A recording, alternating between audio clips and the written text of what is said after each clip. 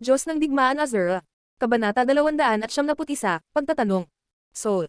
Sa sandaling ito, biglang napansin ni Xingju ang mapa ng panloob na lugar sa mesa.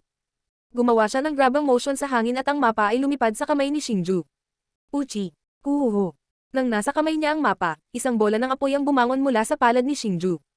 Kasunod ng pagtaas ng apoy, ang mapa ay naging abo sa kamay ni Xingju. Ito ay dahil hindi na kailangan ni Xingju na tumingin sa mapa. Nakagawa na siya ng desisyon sa kanyang puso. Kinaumagahan, dumating si Yoshiman sa palasyo kung saan nakatira si Xingju ng madaling araw. Nang dumating si Xingju sa sala, nagulat siya nang makitang may karagdagang babae na nakasuot ng golden armor sa tabi ni Yoshiman. Ang babaeng ito ay may ulo na puno ng itim na buhok na nakakalat sa kanyang mga balikat. Ang kanyang mukha ay katulad ng kay Yoshiman. Medyo nawala ang kanyang alindog at sa halip ay nagkaroon ng kaunting lamig. Ang gininto ang baluti na nakakabit sa kanyang matangkad at balingkinitang katawan ay napakaganda rin. Hindi lamang nito na ipakita ang kanyang kahangahangang anyo, ngunit ang mahinang liwanag na ibinubuga nito ay lalong nagpamukha sa kanya. Ang higit na ikinagulat ni Xingju ay ang aura na inilalabas mula sa kanyang katawan. Siya ay talagang isang maagang yugto ng warrior. Upang maabot ang ganoong taas sa murang edad, talagang tumingin sa kanya si Xingju sa ibang liwanag. Kuya Xingju, ito ang aking nakatatandang kapatid na babae, si Yuti. Kuya, ito ang Kuya Xingju na binanggit ko sa iyo noon.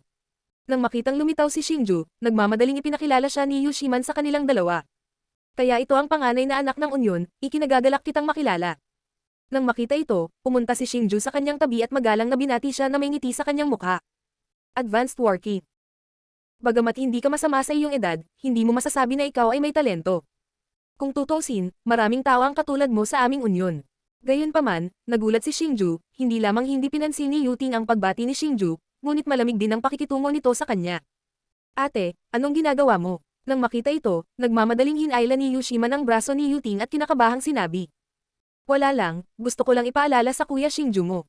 Ang iyong pagkakakilanlan ay espesyal, at ang pagkakaiba sa pagitan mo at siya ay parang langit at lupa. Kung gusto kanyang makasama, dapat niyang kilalanin ang distansya sa pagitan mo sa kanya. Kung hindi, hindi banggitin ang ama, kahit ako, bilang kanyang kapatid na babae, hindi papayag na magkasama kayong dalawa. Malamig na sabi ni Yuti. Habang nagsasalita siya, hindi niya maiwasang mapatingin kay Xingju. Ate, ano ang sinasabi mo? Ang relasyon sa pagitan namin ni Kuya Xingju ay hindi tulad ng iniisip mo, kami lang. Nang makita ito, si Yoshiman ay lalong nataranta. Sa sandaling ito, binawi rin ni Xingju ang ngiti sa kanyang mukha at marahas na pinabulaanan. Panganay na anak, sa palagay ko ay hindi mo naiintindihan. Ano man ang aking pagkakakilanlan, tinatrato ko lang si Xiaoman bilang isang nakababatang kapatid na babae. Bukod dito, kahit anong relasyon ko, have with Xiaoman is between the two of us. As long as gagawin niya at ako, ayos lang. Walang karapatang makialam ang mga panlabas na bagay. O, sigurado ka magsalita ng malaki. Kahit na champion ka sa kalokohan auction na yan, leader ka pa rin ng branch force. Mas mabuting kilalanin mo ang iyong pagkakakilanlan. Ang nagpoprotekta sa iyo ay ang Unyon, at ang kailangan mong pakinggan ay ang Unyon din. Sa pagtatapos ng araw, ang relasyon mo at ng Unyon ay isang alipin at amo lang. Kung ang isang alipin na tulad mo ay gustong makasama ang isang amo, mas mabuting isipin mo ang iyong pagkatao. Nang makita ito, itinaas ni Yuting ang kanyang kilay at sinabi sa isang mahigpit na tono. Kasunod ng kanyang mabangis na mga salita, ang mukha ni Xingju ay lalong naging hindi magandang tingnan. Ang magkabilang kamao niya ay mahigpit na nakakuyom, at ang tunog ng mga buto na nagkikiskisan sa isa't isa ay maririnig. Halata sa sarili ang galit sa kanyang puso. Ate, tama na. Nang makita ang ekspresyon ni Xingju, sa wakas ay nagbago ang mukha ni Yoshiman, at sinigawan niya si Yuti. Xiaoman, sinasabi ko ito para sa iyong ikabubuti. Ikaw ang kahalili na pinili ng ama, ang hinaharap na pag-asa ng ating pagsasama. Maaari kang maging irresponsible para sa iyong sarili, ngunit kailangan mong maging responsable para sa buong Unyon. Bilang iyong kapatid, hindi kita hahayaang magkamali. Sinasabi ko ang mga salitang ito ngayon upang ipaalam sa iyo, Xingju, ang iyong pagkakakilanlan. Sa madaling salita, sasabihin ko dito ngayon. Kung hindi siya maaaring maging isang mataas na antas ng War Emperor sa oras na magmana ka ng Unyon, kung gayon ay huwag mo nang isipin ang pakikipagkaibigan sa iyo. Same time na sabi muli ni Yuting. Nang hindi naghihintay ng tugon ni Yoshiman, ang figure ni Yuting ay sumanib sa espasyo at nawala. Sa sandaling ito, ang mukha ni Xingju ay sobrang hindi magandang tingnan. Ang kanyang puso ay hindi napigilan, at siya ay talagang galit sa sukdulan. Kung hindi dahil sa pagunlad ng Azura Palace, hindi sana nilunok ni Xingju ang kanyang galit at nakinig sa napakaraming kalokohan. Pero ngayon, wala siyang choice kundi makinig. Sa sandaling ito, sa wakas ay naunawaan ng mayabang na si Xingju ang malungkot na pakiramdam ng nasa ilalim ng bubong ng ibang tao at kailangang ibaba ang kanyang ulo. Gayunpaman, upang mas mabilis na makaganti, tiniis ito ni Xingju. Gayunpaman, ang bawat salita ni Yuting ay parang isang matalim na kutsilyo na tumusok sa puso ni Xingju, na naging dahilan upang matikman ni Xingju ang sakit ng kanyang pusong nakakadurog. Kuya Xingju, sa totoo lang, walang sinasadyang masama ang kapatid ko.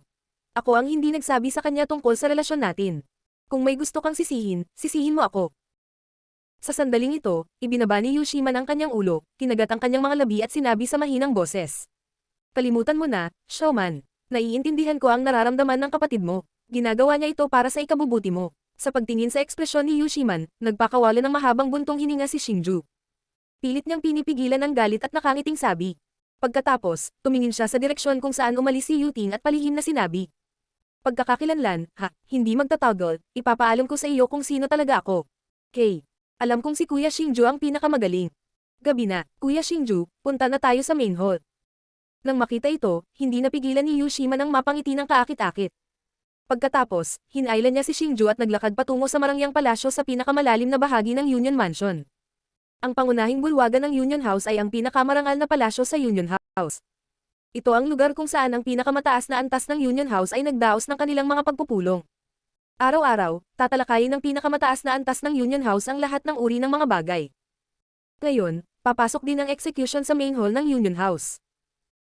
Gayunpaman, ang pagkakakilanlan ng execution ay hindi upang lumahok sa mga talakayan, ngunit upang maghintay para sa kanyang gantimpala. Ang estilo ng arkitektura ng main hall ng Union Mansion ay hindi gaanong naiiba sa iba pang mga gusali sa Union Mansion. Ang kaibahan lang ay mas katangi-tangi at engrandi ito kumpara sa ibang mga palasyo. Bukod dito, ang mga bantay ng main hall ng Union Mansion ay pawang mga war emperors na nakasuot ng golden armor. Maging ang mga nakatataas sa Union Mansion sa main hall ay pawang mga war emperors. Bukod dito, karamihan sa kanila ay mga intermediate war emperors. Kaya naman, nang pumasok si Xingju sa main hall ng Union Mansion, dahil sa hindi nakikitang pressure, natense ang nervyos ni Xingju. Nang pumasok si Xingju sa main hall, nakuha din niya ang atensyon ng mga tao. Gayunpaman, karamihan sa kanila ay ngumiti lamang kay Yushiman bago inilipat ang kanilang mga tingin. Gayunpaman, ngumiti lang si Xingju sa mga taong ito. Alam niyang lahat sila ay makapangyarihang tao. Bukod dito, ang Sky Martial Continent ay isang mundo kung saan iginagalang ang lakas. Sa lugar na ito, mahina ang kanyang lakas, kaya't makatwirang tumanggap siya ng ganoong pagtrato. Hindi nahiya si Xingju dahil alam niyang lahat ng naririto ay malapit na sa kanyang paa. Pagkatapos maupo, hindi napigilan ni Xingju na walisin ang kanyang tingin sa mga tao sa main hall. Natuklasan niya na maliban sa Golden Armor Guards, ang lahat ay isang elder ng Union Mansion. Maging sina Elder Zhao at Elder Yu ay naruroon. Gayunpaman, ang higit na nakakuha ng atensyon ni Xingju ay isang kalbong lalaki na nakatayo sa kanyang harapan. Mukhang nasa 30s ang lalaking ito, at nakasuot siya ng marangyang damit. Bagamat isa lamang siyang mataas na antas ng War King, mayroon siyang mapagmataas na ekspresyon sa kanyang mukha. Ang higit na ikinainis ni Xingju ay ang paminsan-minsang tingin ng kalbo kay Xingju ay nakakainis. Kuya Xingju, siya ang iyang master ng Gudao Xuan, Guliang. Sa sandaling ito, lumapit si Yushiman sa tenga ni Xingju at bamulong ng isang paalala. Oh! Hindi nakakagulat na ang kanyang ulo ay napakakintab. Nang makita ito, si Xingju ay tumawa at nang aasar. Puff! Hindi napigilan ni Yushiman ang mapangiti nang marinig niya ang pangungusap na execution. Kuya Xingju, pwede bang itigil mo na ang pang-aasar sa akin? Pero totoo, hehe. Hahaha. Kasabay nito, ang mga salita ni Xingju ay pumasok din sa tainga ng karamihan. Matapos marinig ang mga salita ni Xingju, tumingin silang muli kay Guliang at nakita nilang nakakatawa ito. Napakahirap ng kanilang pagpaparaya kaya't sila ay humagalpak ng tawa. Sa ilang sandali, ang orihinal na tahimik na main hall ay napuno ng tawanan. Para naman kay Guliang, na siyang sentro ng usapan, puno ng galit ang kanyang mukha. Pinandilatan niya si Xingju ng nakamamatay na tingin, na para bang gusto niyang kainin ng buhay si Xingju. Gayunpaman, sa pagharap sa mga tingin ni Guliang, si Xingju ay hindi nikititing na takot. Hindi lang siya tumakas, hinarap pa niya ito ng nakangiti. Lalo nitong ikinagalit si Guliang. Dumating na ang Alliance Master. Sa sandaling ito, isang malakas na anunsyo ang nagmula sa kaibuturan ng main hall. Nang magawa ang anunsyo, ang lahat ng naruroon ay nagmamadaling tumayo at ibinaon ang kanilang mga tingin sa mga kortina sa kailaliman ng bulwagan. Kasunod ng pagangat ng kortina, isang lalaking itim ang buhok na nakasuot ng gintong roba ay lumabas mula sa kailaliman ng main hall. Sa ilalim ng magalang na mga tingin ng lahat, humakbang siya papunta sa malaking trono ng dragon sa kailaliman ng main hall. Ang nasa katanghaliang gulang na lalaking ito ay may isang pares ng makapal at matibay na kilay. Matalim ang kanyang mga mata at naglalabas ng nagbabantang presyon ang kanyang katawan. Siya ang ama ni Yushiman at Yuting, ang pinuno ng Unyon, si Yulei. Siya ang pinakamalakas na eksperto ng Unyon, isang high-grade war emperor. Binabati ng subordinate na ito ang Alliance Master. Pagkaupo ni Yulei, sabay-sabay siyang binati ng lahat ng matatanda sa main hall. Nang makita ito, ngumiti si Yulei at marahang iwinagayway ang kanyang kamay, na nagpapahiwatig na maupo ang lahat. Halata na sanay na siya sa ganitong uri ng hierarchy. Pagkatapos nito, ang bawat isa sa mga matatanda ay nagsimulang magulat ng mga paggalaw ng kani-kanilang puwersa, pati na rin ang mga pangyayari sa Alliance Palace. Pagkatapos ay nagsimulang magkomento at gumawa ng mga desisyon si Yulei. Gayunpaman, si Xingju ay hindi gaanong interesado sa mga bagay na kanilang tinatalakay. Ang mahabang pagpupulong na ito ay nagpahirap kay Xingju kaya muntik na siyang makatulog. Sa butihang palad, pagkatapos ng halos 4 na oras na pagpupulong, wala ng mga elder na may dapat iulat. Sa oras na ito, si Yulei, na nasa taas ng main hall, ay itinoon ang kanyang tingin kay Yushiman at Xingju. Diyos ng Digmaan Azura. Kabanata 272, Pagkakakilanlan. Ang Azura Palace's Palace Master, Xingju. Ang young master ni Gu Daoshuan, Guliang. Sa sandaling ito, biglang sumigaw ang isang elder sa tabi ni Yulei. Hakbang pasulong at makinig sa utos. Binabati ng subordinate na si Xingju si Lord Alliance Chief. Ito, si Guliang, ay bumabati kay Lord Alliance Head. Nang makita ito, si Xingju at Guliang ay nagmamadaling lumapit kay Yulei at magalang na binati siya. Xingju, naging pinuno ng isang puwersa sa murang edad, at nagawang talunin ng lahat ng mga batang henyo sa auction at maging kampyon, parang mayroon kang kakaiba sa iyo. Hindi nakakagulat na iniisip ni Xiaoman na pagmamataas sa iyo. Nang si Xingju ay lumapit, si Yulei ay tumingin ng malapitan kay Xingju, pagkatapos ay sinabi na may bahagyang papuri. Bilang kampyon ng auction, tiyak na tututukan ng Union Palace ang pag-aalaga sa iyong Azura Palace. Espesyal kung inutusan ng aking mga tauhan na pumili ng ilang magagandang lokasyon para sa iyo sa inner area. Maaari kang pumili ng isa sa kanila bilang punong tanggapan ng ang Azura Palace. Puff. Habang nagsasalita si Yulei, iwinagayway din ng matanda sa tabi niya ang kanyang manggas. Isang mapa ang lumipad mula sa kanyang manggas at dahan-dahang bumukas sa harap ni Xingju. Ang mapa na ito ay ang mapa ng panloob na lugar na ipinakita ni Yushiman kay Xingju kahapon. Sa kasalukuyan, mayroong ilang mga lokasyon na minarkahan sa mapa. Sa pagtingin sa mga lokos yung minarkahan sa mapa, si Xingju ay nagkunwaring maingat na sumulyap, pagkatapos ay bahagyang tumanggo upang ipahiwatig na pinili niya ang lokasyon. Swoosh! Nang makita ito, muling iwinagayway ng matanda ang kanyang manggas, at ang mapa ay agad na sumanib pabalik sa kanyang kamay. Xingju, saan mo napili? Marahang hinaplos ni Yulei ang kanyang maikling itim na balbas, ang kanyang mga mata ay nakatutok kay Xingju. Sa pagtugon ni Lord Alliance Chief, si Xingju ay mayroon ng naiisip na lokasyon, ngunit hindi ito isa sa mga lokos yung minarkahan sa mapa. Ikinulong ni Xingju ang kanyang mga kamay at magalang na sinabi. Oh, matapos marinig ang mga salita ni Xingju, itinaas ni Yulei ang kanyang kilay at kumislap ang kanyang mga mata. Ang mga salita ni Xingju ay naging sanhi ng pagkagulat ng lahat sa bulwagan. Maging ang mga kilay ni Yushiman ay mahigpit na nakadikit. Bilang nakatataas na echelon ng Alliance Mansion, naunawaan nila ng husto ang karakter ng Alliance Master. Siya ay isang ganap na hegemon. Ang kanyang mga salita lamang ang pakikinggan, at hinding-hindi siya papayag na sino man ang pamulaanan siya. Ang mga aksyon ni Xingju ay malinaw na lumabag sa bawal ng Alliance Master. Sa makatuwid, sa sandaling ito, ang ilang mga tao ay nagsimulang magbigay ng nakikiramay na mga sulyap kay Xingju, habang ang iba ay tuwang-tuwa at naghihintay na manood ng isang magandang palabas. Xingju, alin ang napili mo? Bakit hindi mo sabihin sa akin? Gayunpaman, sa pagtataka ng lahat, hindi nagalit si Yulei. Sa halip, ngumiti siya at magalang na tinanong si Xingju. Palace Master, ang lugar na pinili ni Xingju ay ang Fenghuami City. Nang makita ito, diretsong sumagot si Xingju. Ano? Fenghuami City. Ito ang Fenghuami City. Sa pagkakataong ito, ang mga salita ni Xingju ay nagdulot din ng kaguluhan sa mga tao. Maging sina Yushiman at Elder Zhao ay hindi maiwasang mag-alala para kay Xingju. Si Guliang, na nasa tabi ni Xingju, ay tumingin pa kay Xingju na may masalimuot na tingin.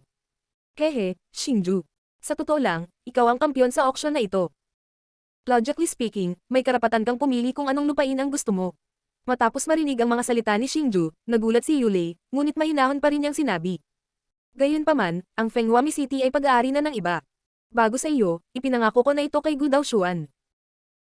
Itong young Master Guliang sa tabi mo ay ang taong pananagutan ni Gu Daoshuan sa pagkuha sa kontrol ng Fenghuami City's Bewitching Formation. Alliance Master, hindi ako sakam sa Fenghuami City. Ang kontrol lang ng Bewitching Formation ay mahigpit na konektado sa kaluluwa ko. Hindi ko ito maalis. Nang makita ito, mukhang walang magawa si Xingju. Kalokohan. Wala pa akong narinig na formation na konektado sa kaluluwa ng isang tao. Sa sandaling ito, galit na gumanti si Guliang. Nang makita ito, sumulyap si Xingju kay Guliang sa tabi niya at mahinahong sinabi. Ang pagiging misteryoso ng nakatutuwang formasayon ay hindi maihahambing sa anumang formasayon na nakita mo na. Ikaw. Ang ekspresyon ni Guliang ay nagbago ng husto matapos marinig ang mga salita ni Xingju. Gayunpaman, hindi niya alam kung paano ito pabulaanan. Pagkatapos, tumingin siya kay Yulei at hinintay ang desisyon ng Alliance Master. Guliang, ang isang tunay na makapangyarihang pormasayon ay hindi ganap na kinokontrol ng isang tao. Dahil ang mismong pormasayon ay may buhay, talagang pipiliin nito ang taong gusto nitong kontrolin ang pormasayon. Gayunpaman, hindi ko inaasahan na ang bewitching formation ay umabot sa ganoong antas. Si Yulei ay nagpakawala ng mahabang buntong hininga, mukhang medyo nagulat. Sa sandaling ito, lahat ng naruroon ay nabigla. Ito ang unang pagkakataon na narinig nila ang ganitong pormasayon. Namumula ang mukha ni Guliang at siya ay nalilito. Alliance Master, kahit na may ganoong kalakas na pormasayon, hindi lang natin kayang pakinggan ang panig ni Xingju sa kwento at ibigay sa kanya ang Fenghuami City, di ba? Bukod dito, umayag na ang Alliance Master na ibigay ang Fenghuami City kay Gu Daoshuan. Kung ibibigay natin ito sa Azure Palace ngayon, natatakot ako na maakit nito ang atensyon ng subordinate forces. Sa sandaling ito, biglang sinabi ni Elder Yu, Elder Yu, mayroon ka bang magandang ideya? Tinaas ni Yulei ang kanyang kilay at mahinahong nagtanong. Alliance Master, bakit hindi ako personal na pumunta sa Fenghuami City kasama si Palace Master Xingju at hayaang i-activate ni Xingju ang bewitching formation? Kung talagang gaya ng sinabi ni Palace Master Xingju, maaari niyang i-activate ang bewitching formation ng direkta sa pamamagitan ng kanyang kaluluwa. Nang hindi gumagamit ng anumang iba pang mga tool, pagkatapos ay gagawa kami ng desisyon pagdating ng oras. Gagawa tayo ng desisyon pagdating ng panahon. Mabagal na sabi ni Elder Yu. Matapos marinig ang mga salita ni Elder Yu, tumango si Yulei bilang pagsang-ayon at tinanong si Xingju. Palace Master Xingju, ano sa palagay mo? Alliance Master, sa tingin ko ay hindi na kailangang dumaan sa napakaraming problema. Tumiti si Xingju at mahinahong sinabi. Ano? Palace Master Xingju, natatakot ka ba? Naiinip na tanong ni Elder Yu. Hindi lamang si Elder Yu, halos lahat ng naruroon ay tumingin kay Xingju nang may pagtataka. Maging si Yulei, na nakatayo sa itaas, ay may nagtatanong na tingin sa kanyang mukha. Para kay Guliang, na nakatayo sa tabi ni Xingju, ang kanyang mukha ay puno ng schadenfreude. Natatakot. Anong ibig mong sabihin sa takot? Konektado lang ang bewitching formation sa kaluluwa ko. Ang pag-activate ng bewitching formation ay nangangailangan lang ng isang pag-iisip mula sa akin. Wala man lang mga paghihigpit. Sa makatuwid, hindi na kailangang pumunta sa Fenghuami City. Hanggat nandito ako, kaya kong kontrolin ang bewitching formation. Malamig na ngumuso si Xingju. Dahil sa sinabi ni Xingju, napabuntong hininga ang lahat. Ito ang unang pagkakataon na narinig nila ang ganitong paraan ng pagkontrol sa pormasayon. Sa katunayan, kailangan ng susi para ma-activate ang bewitching formation. Kahit na ang susi ay konektado sa kaluluwa ni Xingju, madaling putulin ang koneksyon. Nakadepende ang lahat sa kung payag si Xingju o hindi. Sa kasalukuyan, ginagamit lamang ni Xingju ang bagay na ito bilang bargaining chip para ipaglaban ang Fenghuami City. Kung tutuusin, ang Fenghuami City ay isang matabang piraso ng karne at hindi ito papakawalan ni Xingju ng madali. Tungkol naman sa pag-activate ng bewitching formation, talagang magagawa ito ni Xingju kahit gaano pa kalayo. Gayunpaman, maaari lamang niyang i-activate ang defensive effect ng bewitching formation at hindi niya ma-activate ang mga ilusyon. Dahil iyon ang kaso, bakit hindi mo i-activate ang bewitching formation ngayon, Xingju? Kapag na-activate na ang bewitching formation, tiyak na magpapadala ng mensahe sa iyo ang mga matatanda ng Fenghuami City. Ito ang magpapatunay na totoo ang sinabi mo. Sabi ni Yulei na may mahinang ngiti pagkatapos marinig ang mga salita ni Xingju. Naiintindihan. Nang makita ito, yumuko ng malalim si Xingju at sumagot. Pagkatapos, sa pag-iisip mula kay Xingju, ang susi sa kanyang storage bracelet ay nagsimulang magningning na may nakasisilaw na ningning.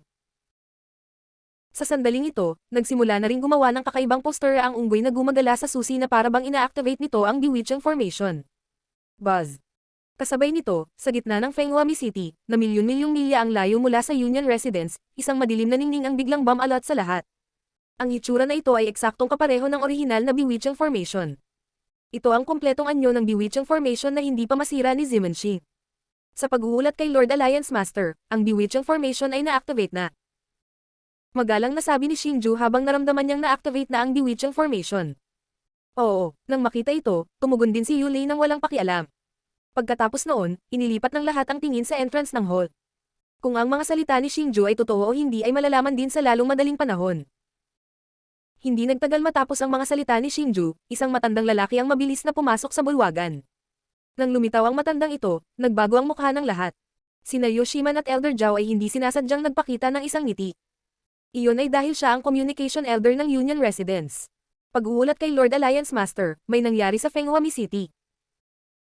Nang lumakad ang matanda sa gitna ng bulwagan, diretso siyang lumapit kay Yulei at magalang na nagsumbong sa kanya.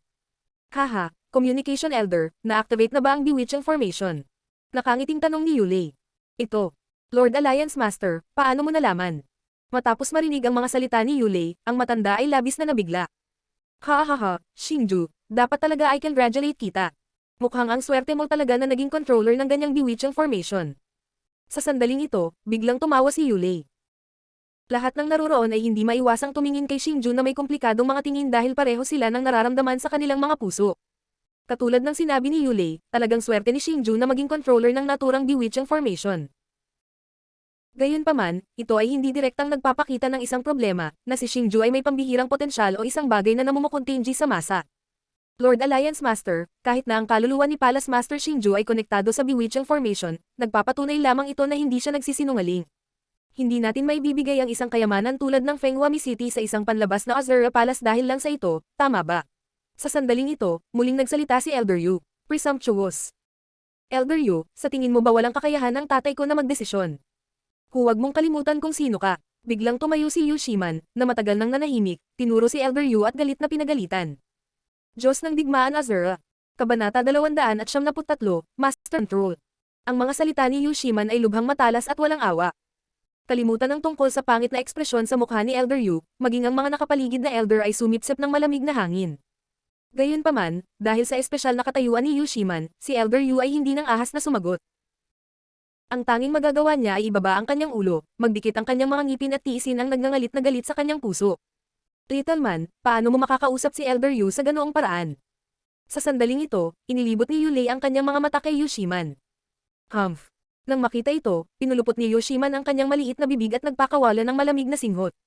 Pagkatapos nito, hindi na siya nagsalita pa. Gayunpaman, Elder Yu, talagang marami kang sinabi ngayon.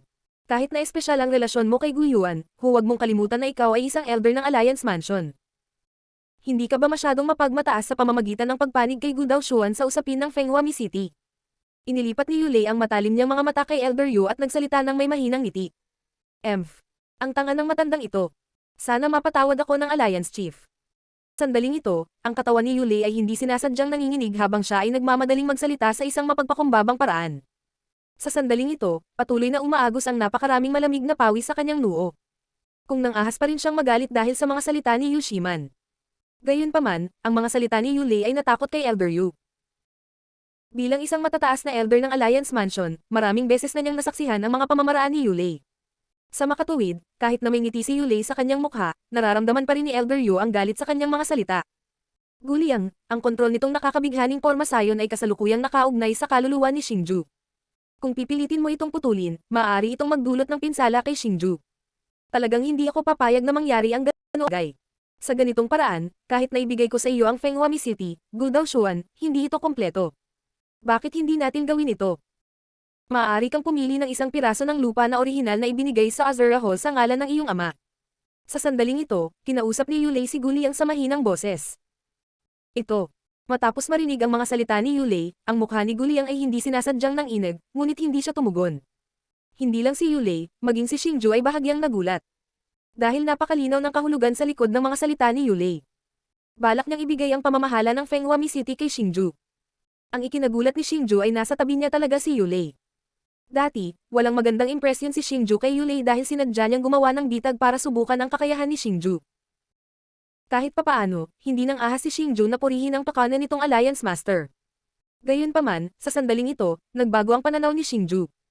Sa sandaling ito, ang lahat ng matatandang naruroon ay hindi maiwasang mapatingin kay Xingju. Si Elder Yu, sa kabilang banda, ay kinuyam ng mahigpit ang kanyang mga kamao. Gayunpaman, wala siyang lakas ng loob na magsalita at tiniis lamang ang nangyayari sa kanyang harapan. Alliance Master, sa totoo lang, ako, si Gu Daoshuan, ay walang pakialam sa kontrol nitong nakakabighaning pormasayon. Kung tutuusin, si Palace Master Xingju ay miyembro din ng Alliance Palace. Walang pagkakaiba sa pagitan ng pagkontrol niya dito o kontrolado ko ito. Sa makatuwid, kahit na kontrolin ni Palace Master Xingju ang nakakaakit na pormasayon, hindi mahalaga. Ako, si Gu Daoshuan, ay handa pa ring piliin ang Fenghuami City. Pagkatapos ng ilang sandali ng katahimikan, biglang sinabi ni Guliang kay Yulei na may pilit na ngiti. Gayunpaman, matapos marinig ang mga salita ni Guliang, hindi mapigilan ni Xingju na mapangiti. Alam niya na hindi susuko si Guliang sa treasured land ng Fenghuami City ng ganoon kadi. Alliance Master, ang nakakabighaning pormasayon ay kung saan matatagpuan ang halaga ng Fenghuami City. Kung wala ang nakakabighaning pormasayon, hindi kompleto ang Fenghuami City. Kung hindi natin makokontrol ang nakakabighaning pormasayon, hindi natin lubos na magagamit ang Fenghuami City kahit na sakupin natin ito. Iyon ay magiging isang basura ng isang mahalagang lupain. Magalang na sabi ni Xingju kay Yulei pagkatapos ngumiti. Xingju, ang ibig mo bang sabihin ay sa iyo lang ang Fenghuami City, Xingju? Maglakas loob ka ba na magsalita na hindi ka sakam para sa Fenghuami City? Kung hindi ka sakam, bakit kailangan mong magsalita ng napakaraming kalokohan? Lalong nagalit si Guliang. Ayaw ko lang na ang mga mapagkukunan ng Alliance Palace ay gamitin sa pinakamahusay na paraan. Pagkatapos ng lahat tayo ay nagtatrabaho para sa Alliance Palace, kaya dapat nating isaalang-alang ang pangkalahatang lakas ng Alliance Palace. Tumiti si Xingju at dahan-dahang nagpaliwanag. Ikaw. Noong una, inakala ni Guliang na si Xingju ay lilipad sa galit dahil sa kanyang akusasyon na maglalantad sa ambisyon ni Xingju na sakupin ang Fenghuami City. Gayunpaman, sa pagtataka ni Guliang, hindi lamang si Xingju ay walang sinabi, nagsimula pa siyang magsalita tungkol sa mga prinsipyo. Higit pa rito, ang matuwid na mga salita ni Xingju ay naging dahilan upang hindi makapagsalita si Guliang, at hindi niya alam kung paano pa sinungalingan. Haha, Xingju, sa totoo lang, may katuturan ng sinabi ninyo ni Guliang. Sa makatwirang mga salita, nangako akong ibibigay ang Fenghuami City kay Gu Daoshuan. Hanggat hindi iniisip ni Gu Daoshuan ang nakakatuwang pormasayon na kinokontrol mo, dapat ko itong ibigay sa kanila. Gayunpaman, napakatotoo din ng sinabi mo. Siyempre, ang mga bagay na pag-aari ng palasyo ng Alliance ay maaaring gamitin sa kanilang buong potensyal. Iyon ang pinakamahalagang bagay. Gayunpaman, mayroon akong ideya ngayon. Ikaw at si Guliang ang mga haligi ng nakababatang henerasyon ng Alliance Palace. Bakit hindi kayong dalawa ang kumakatawan kay Gu Daoshuan at makipag-spar sa Azura Palace? Ang mananalo ay makakakuha ng Fenghuami City. Ano ang iniisip ninyong dalawa? Sa sandaling ito, sinabi ni Yulei na may labis na interes. Sige, gagawin namin ang sinabi mo, Lord Alliance Master. Tuwang-tuwa si Guliang nang marinig niya ang mga salita ni Yulei. Pumayag naman siya ng walang pag-aalinlangan. Hindi lang si Guliang. Maging si Elder Yu, na nakakunot ang noo, ay nagpakita ng masayang ekspresyon sa sandaling ito. Ang galing ni Guliang sa pakikipaglaban ay kilala. Kahit sa buong Union Palace, halos walang sino man sa parehong henerasyon na makakapantay sa kanya. Kahit na si Xingju ang kampiyon sa auction na ito, hindi inakala ni Elder Yu na si Xingju ay magiging katapat ni Guliang. Hindi lang si Elder Yu ang nag-isip. Halos lahat ng nakakakilala kay Guliang ay may parehong iniisip. Xingju, ano sa tingin mo? Pagkatapos pumayag ni Guliang, ibinaling ni Yulei ang kanyang tingin kay Xingju. Dahil sinabi ni Lord Alliance Master, walang akong tutol. Sagot ni Xingju kay Yulei na may mahinang ngiti habang nakatingin kay Guliang na nasisiyahan sa kanyang kasawian. Sige, magandang pagkakataon ito para makita ko kung sino sa inyong dalawa ang number 1 rising star ng ating Union Mansion. Nang makitang pumayag si Xingju, tumawa si Yulei. Sa labas ng pangunahing bulwagan ng Alliance Palace ay isang napakalawak na plaza. Sa sandaling ito, nakatayo sina Xingju at Guliang sa gitna ng plaza. Si Yulei, Yu Shiman, at ang iba pang elder ay nakatayo sa harap ng main hall, pinapanood silang dalawa. Upang maiwasan ang hindi kinakailangang pinsala, si Yulei ay personal na nag-set up ng isang malaking defensive boundary para kina Xingju at Guliang. Sa pagtingin sa maaliwalas ngunit matatag na hangganan na parang alon ng tubig, hindi mapigilan ni Xingju na huminga ng malamig na hangin. Upang makapag-set up ng ganoong hangganan ng napakadali ng isang high-grade War Emperor, talagang karapat-dapat siyang maging pinakamalapit sa War Emperor realm. Hoy, mag-ingat ka mamaya. Hindi ako maawa. Ayos lang kung saktan kita, pero huwag mo akong sisihin kung hindi kita sinasadyang mapatay. Sa sandaling ito, may masamang ngiti si Guliang sa kanyang mukha habang malamig niyang sinisigawan si Xingju. Oh, sa sobrang tiwala mo, bakit wala tayong pastahan? Nakikita ito, bahagyang tumaas ang kilay ni Xingju at sumagot sa masiglang paraan.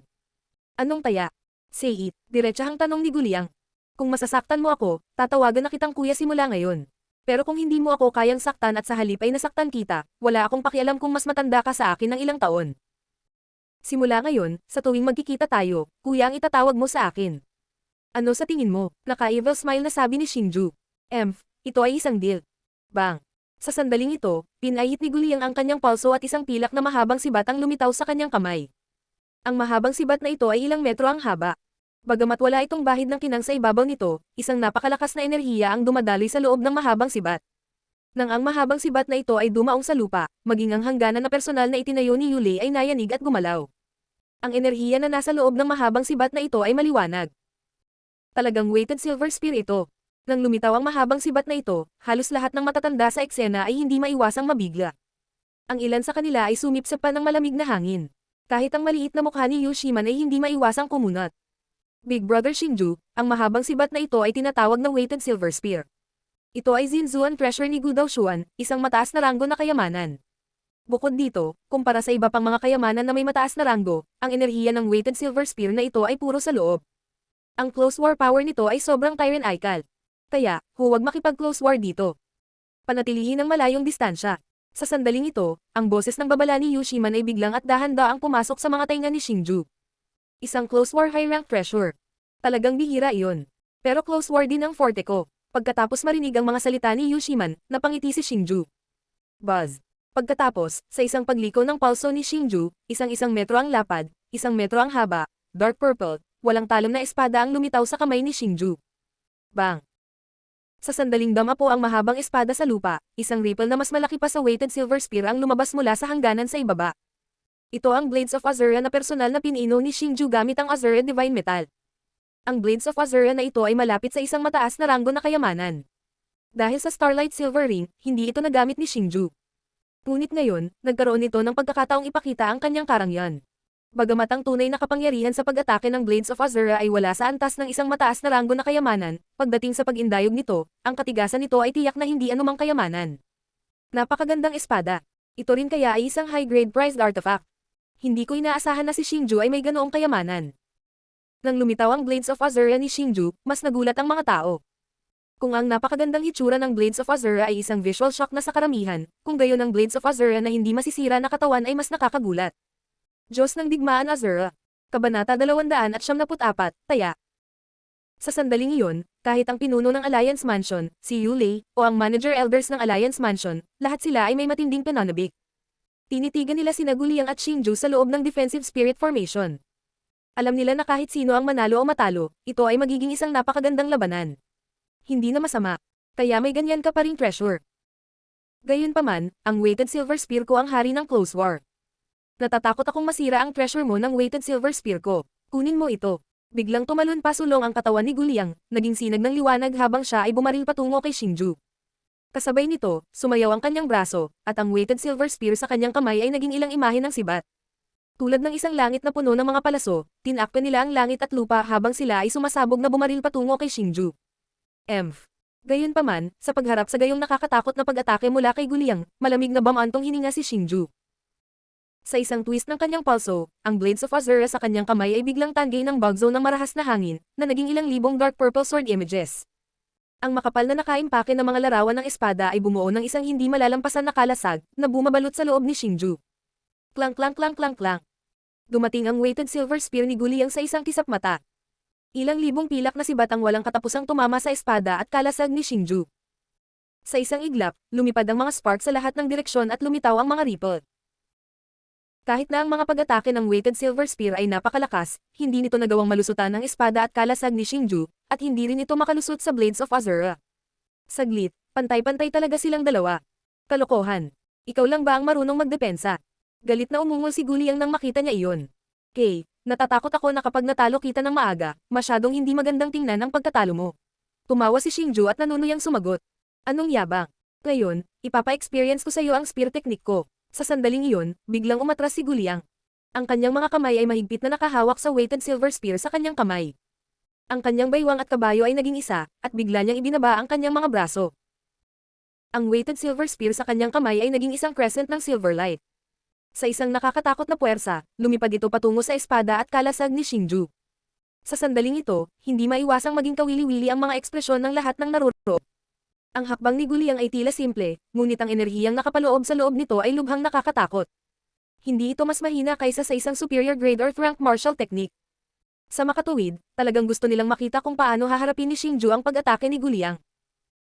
Walang muwang. Gayunpaman, sa pagharap sa buong puwersang pag-atake ni Guliang, mahinang ngumiti si Shinju.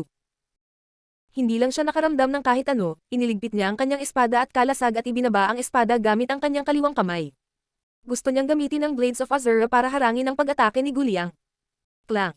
Ang mabigat na sibat na pilak ay bumangga sa mga blades ng Azura nang may malakas na puwersa. Sa isang iglap, isang energy ripple ang lumabas mula sa punto ng pagkakadikit ng dalawang armas. Ang malupit na enerhiyang ripple ay naging dahilan ng pag-urong ni Guliang ng ilang hakbang bago niya napatatag ang sarili.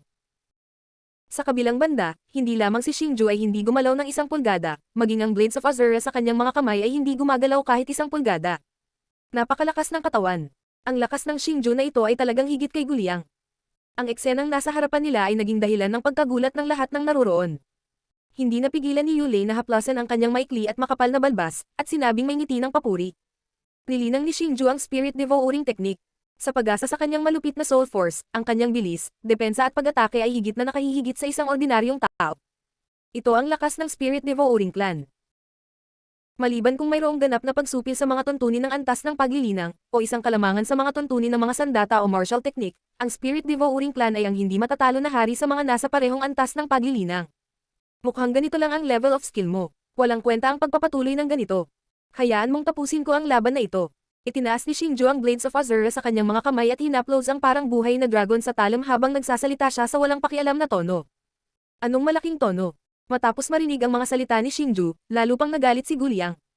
Siya ay gumawa ng isang malaking hakbang pasulong at naghanda upang salakayin muli si Xingju. Swoosh! Gayunpaman, sa sandaling ito, nabigla siya nang makitang nawala si Xingju sa kanyang paningin. Sa lugar kung saan nawala si Xingju, isang bagzo ng hangin lamang ang makikita. Dito, biglang tumunog ang dumadagandong na dagandong ni Xingju mula sa likuran ni Guliang. Kasabay nito, isang Azure Blade na naglalaman ng nakakatakot na pressure ay bumagsak patungo kay Guliang na may puwersa na maaaring makabasag ng tuktok ng bundok. Nang makita ito, nagmamadaling inalis ni Guliang ang sibat sa kanyang kamay at ginamit ito upang harangan ang pag-atake ni Xingju. Bang! Ang pag-atake ay tumama sa marka nito. Kasunod ng isang ripple ng enerhiya, si Guliang ay naging isang sinag ng liwanag at bumaril. Nagawa lang niyang patatagin ang kanyang katawan matapos lumipad ng ilang libong metro. Paano ito posible? Sa sandaling ito, ang kanang braso ni Guliang, na nakahawak sa mabigat na sibat na pilak, ay walang tigil na nanginginig. Malaking dugo ang umagos mula sa magkabilang kamay niya. Ito ay sanhi ng pag-atake ni Xingju. Sa sandaling ito, ang mga mata ni Guliang ay napuno ng hindi paniniwala at takot habang nakatitig kay Xingju. Sabi ko, Brother Liang, hindi mo ba ako tatawagin kuya? Sinaksak ni Xingju ang Blades of Azura sa lupa at sinabing may mahinang ngiti. Huwag kang masyadong mayabang. Hindi pa tapos. Nang makita ito, umungal si Guliang. Ang kanyang figure ay tumalon pasulong at itinaas ang mabigat na sibat sa kanyang kamay habang siya ay muling sumugod patungo kay Xingju. Nang makita si Guliang na humahanggos na muli sa kanya, walang magawang umiling si Xingju. Ang kanyang kanang kamay ay hindi sinasadyang humigpit sa paligid ng Blades of Azura habang ang mga daloy ng malupit na enerhiya ay patuloy na namumuo sa loob ng Blades of Azura. Mamatay. Sa sandaling ito, dumating na ang pag-atake ni Guliang. Sa pagkakataong ito, ang mabigat na sibat na pilak sa kanyang kamay ay mas malupit kaysa dati. Gusto talaga ni Guliang na umasa sa atakeng ito para talunin si Xingju. Scram. Pagharap sa paparating na sibat, biglang umungal si Xingju. Kasabay nito, ang Blades of Azura sa kanyang kamay ay may dalang dark purple crescent light habang sila ay nagwawalis patungo sa sibat. Bang! Nang magsalpukan ng dalawang sandata, agad na umalangaw ang isang nakakatalim na pagsabog. Sa pagkakataong ito, nanginginig ang pulso ni Guliang, at ang mabigat na pilak na sibat sa kanyang kamay ay lumipad sa kalangitan. Pagkatapos, bumaril siya tulad ng isang palaso na pinakawalan mula sa isang busog. Boom! Ang malupit na epekto ay naging dahilan upang huminto lamang si Guliang nang siya ay nakipag-ugnayan sa depensibong hangganan ni Yulei. Ang malupit na epekto ay naging sanhi ng pagluwa ni Guliang ng isang subo ng dugo. Sa sandaling ito, ang kanyang mukha ay kasing putla ng papel at ang kanyang katawan ay lubhang nasugatan. Ang gayong malaking pagkakaiba sa labanan ay naging dahilan upang ang lahat ng matatandang naroroon ay sumipsip ng malamig na hangin. Maging si Yulei ay hindi napigil ang itaas ang sulok ng kanyang bibig upang bumuo ng isang ngiti ng papuri. Para naman kay Yushiman, ang kanyang mukha ay lubos na namumula habang siya ay nakangiti mula tenga hanggang tenga. Kalokohan, natalo talaga ako. Sa sandaling ito, walang kapangyarihang umupo si Guliang sa lupa. Sa pagtingin sa dugong nag-spray mula sa lupa, siya ay labis na nadismaya. Hindi niya talaga matanggap ang katotohanan ito. Ang pagiging bagbog ng isang taong kapareho niya nang hindi makalaban ay nabasag lang ang kanyang pride. Guliang, tumayo ka kung lalaki ka. Huwag mo akong gawing mababa ang tingin sa iyo. Sa sandaling ito, isang boses ang biglang umalangaw sa harap ni Guliang. Pagtingin sa itaas, nagulat si Guliang nang makitang si Xingju talaga iyon. Sa sandaling ito, nakatayo si Xingju sa kanyang harapan kasama ang kanyang mabigat na sibat na pilak. Ang pilak na sibat na ito ay talagang isang magandang kayamanan. Bilang may-ari nito, huwag mong hiyain ang dignidad nito. Ibinigay ni Xingju ang pilak na sibat kay Guliang at sinabing walang pakialam. Nang makita ito, nag-alinlangan sandali si Guliang. Gayunpaman, sa huli, dahan-dahan niyang iniabot ang kanyang mga kamay at tinanggap ang pilak na sibat. Matapos matanggap ni Guliang ang pilak na sibat, bahagyang ngumiti si Xingju, pagkatapos ay tumalikod at naglakad patungo sa mga tao sa harap ng bulwagan. Bagamat mayabang si Guliang, naramdaman ni Xingju na hindi siya masamang tao. Higit pa rito, napatunayang hindi mahina ang kanyang talento kapag naabot niya ang antas na ito sa murang it. Bagamat sila ay kasalukuyang magkaaway, naramdaman ni Xingju na si Guliang ay isang taong karapat-dapat na kaibiganin. Kuya Xingju. Nang si Xingju ay hindi pa nakakalayo, biglang umalangaw mula sa kanyang likuran ng walang pakialam at nahihiya na boses ni Guliang. Kalimutan mo na, mas matanda ka sa akin. Tawagin mo na lang akong Xingju. Nang makita ito, ikanaway ni Xingju ang kanyang kamay at nagpatuloy sa paglalakad. Sa sandaling ito, napunit na ni Yulei ang hangganan ng pagtatanggol. Sa sandaling ito, nakangiti siyang nakatingin kay Xingju. Ang mga matatanda ng alyansa sa tabi niya ay nakatingin din kay Xingju ng may paghanga. Kahit gaano pa nila kababa ang tingin kay Xingju noon, sa sandaling ito, ginamit ni Xingju ang sarili niyang lakas para baguhin ang opinyon ng lahat sa kanya. Kahit papaano, wala nang ahas na maliitin si Xingju. Xingju, binabati kita. Ang Fenghuami City ay pag-aari mo na ngayon. Sabi ni Yulei na may ngiti sa kanyang mukha nang lapitan siya ni Xingju. Salamat, Alliance Chief, sa pabuya. Sabi ni Xingju habang mabilis niyang ikinuyom ang kanyang mga kamao at yumuko ng malalim kay Yulei upang ipahayag ang kanyang pasasalamat. Pagkatapos nito, personal na pumili si Yulei ng 300 War Kings mula sa alyansa at itinalaga sila kay Xingju. Para sa mga taong orihinal na nakatalaga sa Fenghuami City, lahat sila ay ipinasa kay Xingju. Higit pa rito, personal niyang inutusan ng isang tao na ipakalat ang balita upang malaman ng lahat sa loob na ang Fenghuami City ang punong tanggapan ng Azura Palace sa inner area, at ang Azura Palace ay isang sangay ng alyansa. Matapos matanggap ang reward, hindi na bumalik si Xingju sa panlabas na lugar. Sa halip, bumalik siya sa Fenghuami City at nagsimulang ayusin ang mga gawain doon. Hinirang din niya ang mga eksperto na ipinadala ng alyansa sa iba't ibang posisyon. Para naman kay Yinhuang, bumalik siya sa Azura Palace sa labas ng lugar. Kailangan niyang ipalaganap ang mabuting balita sa mga tao ng Azura Palace, at magtatag din ng koneksyon sa komunikasyon sa pagitan ng Azura Palace at Fenghuami City. Pagkatapos ng ilang araw ng abalang trabaho, opisyal na pinalitan ng Fenghuami City ang pangalan nito sa Azura Palace. Alam ng lahat ng mga kapangyarihan sa panloob na lugar na ang Azura Palace ay isa na ngayong kapangyarihan sa inner area, at ito ay isang branch power na lubos na pinahahalagahan ng alyansa. Case. Sa sandaling ito, si Xingju ay nakahiga sa isang mahabang upuan sa sala, mukhang pagod na pagod. Pinaplano niya ang hinaharap na pagunlad ng Azura Palace. Ngayon na ang Azura Palace ay matagumpay na nakapasok sa panloob na lugar, at sa suporta ng alyansa, si Xingju ay maaaring hayagang mag-recruit ng mga bagong miyembro. Hindi magiging mahirap para sa kanya na palawakin ang kanyang kapangyarihan. Gayunpaman, ang pinakamahalagang bagay ay kailangan niyang pagbutihin ang kanyang lakas sa lalong madaling panahon.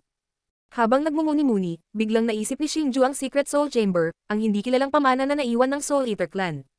Diyos ng Digmaan Azura. Kabanata 275, Panalo. Sa katunayan, si Kang Lao ay palaging tinak sa panig ni Xingju.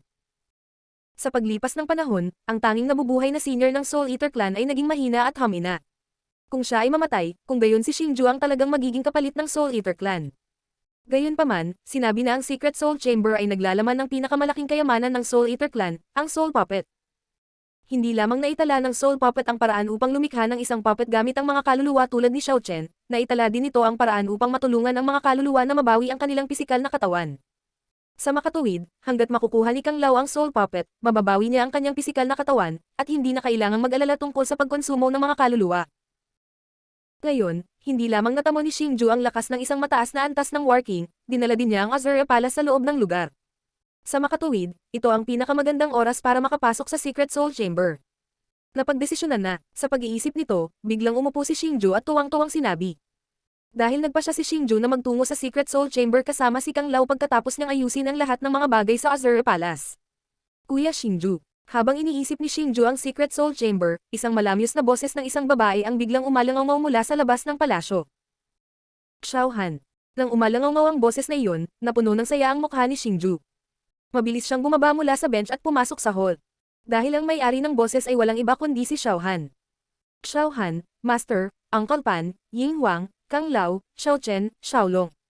Sa sandaling dumating si Xingju sa palasyo, nakita niya ang ilang pamilyar na figure na naglalakad patungo sa palasyo na may mga ngiti sa kanilang mga mukha. Lahat sila ay mga taong sobrang malapit kay Xingju. Kuya Xingju. Nang makita niya si Xingju, tumalon si Li Xiaohan sa yakap ni Xingju. Kasabay nito, yakap-yakap din ni Xingju ang dilag sa kanyang mga bisig. Sa kasalukuyan, inilagay ni Xingju ang Azura Palace sa inner circle. Gayunpaman, ang lahat ng mga lalaki dito ay ibinigay ng Alliance Palace. Sa huli, hindi sila sariling mga tauhan ni Xingju. Sa makatuwid, kinailangan ni Xingju na ipasok ang kanyang mga pinagkakatiwalaang lalaki sa inner circle, at ang ilang lalaking nasa harap niya ay ang pinakamahusay na mga kandidato. Nang dumating si Li Xiaohan at ang iba pa, inutusan muna ni Xingju ang mga tao na ayusin ang mga palasyo para manatili sila. Pagkatapos ng hapunan, tinanong ni Xingju si Old Kang tungkol sa sikretong spiritual chamber. Dati, hindi malinaw na sinabi ni Old Kang kay Xingju ang tungkol sa sikretong spiritual chamber. Sinabi rin niya na dadalhin lang niya si Xingju sa secret spiritual chamber kapag naabot niya ang high-level working realm. Ngayong handa na ang lahat, handa na si Xingju na pumunta sa secret spiritual chamber sa lalong madaling panahon. Xingju, dahil naabot mo na ang mataas na antas ng working realm, maaari ko ring sabihin sa iyo ang tungkol dito. Sa katunayan, ang secret spiritual chamber ay isang lihim na base ng aming Soul Eater clan. Ito ay isang lugar kung saan kami ay nagsasaliksik ng mga kaluluwa at mga hayop na kaluluwa. Sa makatuwid, sa secret spiritual chamber, mayroong hindi lamang mga soul puppet na makakatulong sa akin na mabawi ang aking totoo katawan. Mayroon ding soul energy na makakatulong sa iyong pagbutihin pa. Kahit na ang soul energy na iyon ay hindi makakatulong sa iyo na maabot ang War Emperor realm, malaki pa rin ang maitutulong nito sa iyo. Umupo si Old Kang sa sala at nagpaliwanag kay Xingju ng nakangiti. Matapos marinig ang mga salita ni Old Kang, hindi maiwasan ni Xingju ang matuwa. Ang matulungan si Xingju na palakasin pa ang kanyang lakas ay talagang nagpa-excite kay Xingju. Sa ngayon, ang pinakagusto ni Xingju ay maging mas malakas sa lalong madaling panahon. Gayunpaman, ang lokasyon ng secret spiritual chamber ay masyadong mapanganib. Ito ay matatagpuan sa isang lugar na tinatawag na Forest of Death. Sa Forest of Death, ang mga mahiwagang hayop sa antas ng hari ay ang pinakamababang pag-iral, habang ang mga mahiwagang hayop sa antas ng monarch ay ang mga tunay na pinuno. Higit pa rito, ang mga mahiwagang hayop doon ay nawalan na ng kanilang katalinuhan, at mga nakakatakot na pag-iral na tanging nakakaalam kung paano pumatay. Sa makatuwid, ang Forest of Death ay lubhang mapanganib. Sa sandaling ito, sinabi ni Old Kang sa seryosong tono. Monarch level na magical beasts. Nawala ang kanilang katalinuhan. Talagang may ganoong bagay. Sabi ni Xingju na may pagtataka. Sa lohikal na pagsasalita, kapag ang isang mahiwagang hayop ay umabot sa antas ng hari, ito ay magkakaroon ng katalinuhan na hindi mas mababa sa isang tao. Hindi lamang makapangyarihan at matatalino ang antas ng monarch na mga mahiwagang hayop, ngunit maaari rin silang mag-transform sa anyo ng tao. Sa lohikal na pagsasalita, ang gayong mga pag-iral ay hindi mawawala ang kanilang katalinuhan. Kaya naman, nataranta at nagulat si Xingju. Hehe, sa totoo lang, ang dahilan kung bakit naging ganito ang mga magical beasts sa Forest of Death ay dahil sa Soul Eater clan ko. Upang maiwasan ang paglapit ng iba sa secret spiritual chamber, gumamit ang Soul Eater clan ng isang espesyal na paraan para baguhin ang mga mahiwagang hayop doon. Sa madaling salita, ang mga mahiwagang hayop doon ay mga eksperimental na produkto din ng aking Soul Eater clan. Nang makita ang nagulat na ekspresyon ni Xingju, nakangiting ipinaliwanag ni Old Kang kay Xingju. Matapos marinig ang mga salita ni Old Kang, nawala ang pagtataka sa mukha ni Xingju. Tapos, ngumiti siya at tumango. Bagamat hindi pa niya nakita ang Soul Eater clan sa tuktok nito, mula sa mga salita ni Old Kang, palaging may ugnay ni Xingju kung gaano kalakas ang Soul Eater clan noon. Matandang Kang, dahil napakadelikado ng Forest of Death, paano tayo papasok dito? Gayunpaman, pagkatapos ng ilang sandali ng pagmumuni-muni, nagtanong si Xingju sa medyo nag-aalalang paraan. Sa mga tagalabas, ang Forest of Death ay isang lubhang mapanganib na lugar na ipinagbabawal. Gayunpaman, ito ay produkto ng aking Soul Eater clan. Sa tingin mo ba hindi ako marunong pumasok sa Forest of Death? Sumagot si Old Kang na may malabong ngiti matapos marinig ang tanong ni Xingju. Hehe. Sa sandaling iyon, hindi napigilan ni Xingju na tumawa ng nakakaloko. Si Old Kang ay dating management elder ng Soul Eater clan. Napakalakas niya, at halos alam niya ang lahat tungkol sa Soul Eater clan. Kaya, ang tanong ni Xingju ngayon ay talagang kamangmangan. Sa totoo lang, ito rin ang dahilan kung bakit dadalhin na lang kita sa Secret Soul Chamber pagkatapos mong marating ang mataas na antas ng working realm. May secret underground tunnel sa Forest of Death, at ang tunnel na iyon ay direktang humahantong sa Secret Soul Chamber. Gayunpaman, ang pasukan sa tunnel ay matatagpuan din sa Forest of Death, at ang lugar na iyon ay ang lugar kung saan gumagala ang King Rank Magical Beasts. Sa makatuwid, kung gusto mong makapasok sa tunnel ng ligtas, kailangan mong magkaroon ng lakas upang talunin ang mga King Rank Magical Beast na iyon. Patuloy na pagpapaliwanag ni Old Kang. Elder Kang, kung ganoon nga, bakit hindi tayo sabay na umalis pagkatapos ng pagdiriwang ng Azure Palace? Matapos marinig ang paliwanag ni Old Kang, hindi na nakapaghintay si Xingju at nagtanong. Ngayon lang napagtanto ni Xingju na hindi lamang ang Secret Soul Chamber ay naglalaman ng isang lihim na pamamaraan na makakatulong kay Old Kang na mabawi ang kanyang laman na katawan, mayroon ding isang misteryosong kapangyarihan na makakatulong sa kanya na madagdagan ang kanyang lakas. Dapat malaman ng isang tao na hindi na makapaghintay si Xingju para palakasin ang kanyang lakas. Natural, ayaw palampasin ni Xingju ang ganoong pagkakataon. Hehe, sa gusto mo. Nang makita ang reaksyon ni Xingju, sinabi ni Old Kang na may mahinang ngiti. Gayunpaman, ang kanyang ngiti ay puno ng kasiyahan. Nakikita niya kung gaano kasabik si Xingju na tulungan itong mabawi ang kanyang katawang laman, at nakikita rin niya kung gaano kasabik si Xingju na dagdagan ang kanyang lakas.